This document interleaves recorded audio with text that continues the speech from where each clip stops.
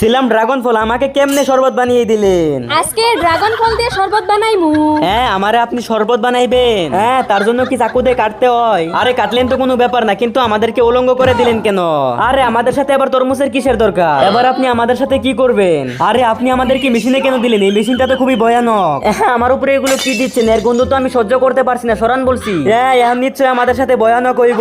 আরে আপনি কি এখন মেশিন স্টার্ট করে দিলেন না ঘুরাই দিবেন? না ভাবে ঘুরান না। হ্যাঁ, আপনি আমার হায়ু তাস করে দিলেন। আপনি আমার সাথে এমনটা কেন করছেন? হ্যাঁ, ফাইনালি আমি শরবত হইয়া গেলাম, বুঝতে পারছি। এখন আমারে খাইবেন আপনি? আয়ো, আপনি আমাকে খাইবেন না? আরে খাইবেন না, আরে খাইয়া ফেলেলো। লাইক সাবস্ক্রাইব করে দাও আর হাসার ইমোজি কমেন্টে দিয়ে বইরা হালাও।